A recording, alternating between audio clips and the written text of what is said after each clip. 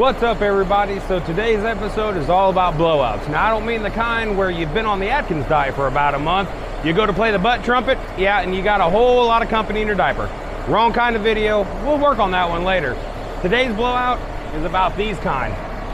Yeah, these kind. These are the ones that can cause some serious damage or can just be time consuming, depending on which one you've blown. We're going to talk about the different kinds and what you can do if they happen to you. I'm John with Translines Inc., and this is OTR Survival. Oh yeah, it's on. Let's go! If you are watching this show, that means you want to know how to become a professional. Oh shit! Like me. Now, the most common blowout you're going to have is the recrap shredder. That's where you get one big bang and shit starts flying all over the place. Now, your immediate reaction is going to be to whip the wheel over and get on the shoulder and stop the truck. Now, that's kind of right. If there's any way you can make it to an exit ramp, get to that first, because the shoulder is one dangerous place to be. One record driver dies every week. That's 52 record drivers a year. Now, that's just record drivers. That doesn't count truck drivers, highway patrolmen, the sheriff's office, firemen, construction workers. You add all that up, there's a lot of people that die just from being that close to the road, because let's be honest, with cell phones, there's a lot of people that aren't really paying a hell of a lot of attention.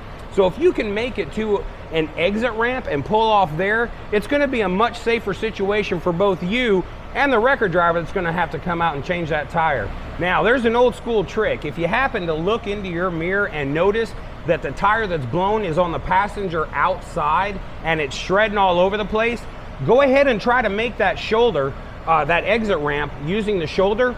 But if you'll go onto the shoulder and keep driving at a fairly decent speed, what's whipping off of that tire will actually whip into the grass instead of into the road and possibly hitting other vehicles.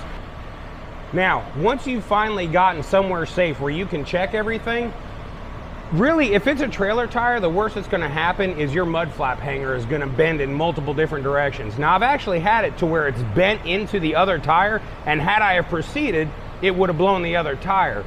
But regardless, you want to try to make that exit ramp if it's at all possible. Now, if you happen to blow a drive tire, that's a totally different situation. There's a lot more things that can be destroyed when these things blow. You got to understand the amount of power that's being exposed when that rubber's flying, and the amount of destruction it can do can be catastrophic.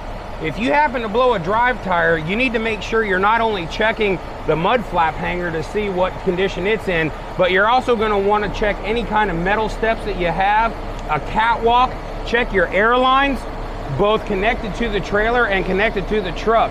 You'd be amazed what all can get damaged just from a drive tire blowing. That rubber goes everywhere and it comes out with a lot of force.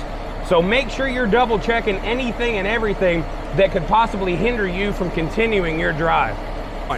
Now, if you happen to pop a steer tire, that's the worst thing that could ever happen. Regardless of what you do on your PTI, at least make sure your tires are good to go, especially your steer tires. If you blow a steer tire, it can get real nasty real quick. Keep in mind, whichever one of these decides to blow out, that's going to be the direction the truck's going to whip. And if you're not ready for it, which you're not going to be, when it happens, you're probably just going to be daydreaming about your wife or your kids or some new toy. All of a sudden, pow, there goes a steer tire, and the truck is wanting to go one way or the other. You can run over cars, you can slam the thing into a wall. You got to think real quick and not overreact. If you oversteer, you could flip it. If you understeer, you wind up going into the wall anyway. So, although there's a lot of different ways for, that they tell you to do this, some people tell you hold on to the steering wheel with both hands and pump the brakes to slow it down. For me, I'll actually hold the wheel with my left hand, use my foot on the brakes, and use my other hand to pump the trolley valve to try to get that thing slowed down as much as possible. I'm not so much concerned about aiming it onto the shoulder right away. I'm more concerned with slowing it down. Then I'll aim it to where I need it to go. But right away, you need to just get that thing slowed down as quick and as safe as possible, and then aim for the shoulder. So like I say, it's not normally a major ordeal. However, if it's a steer tire, that's where things get serious. Just make sure that you've kind of prepared something in your mind. You've run it over, you've thought about it, so that at least if it does happen, it's not the first time it's entered your mind. You have some kind of an idea that hopefully your automatic reaction will kick into place and get that truck slowed down and safely get that thing to the shoulder without killing yourself or anyone else. So until next time, thanks for watching. We'll catch you on the flip side. Remember to have some fun.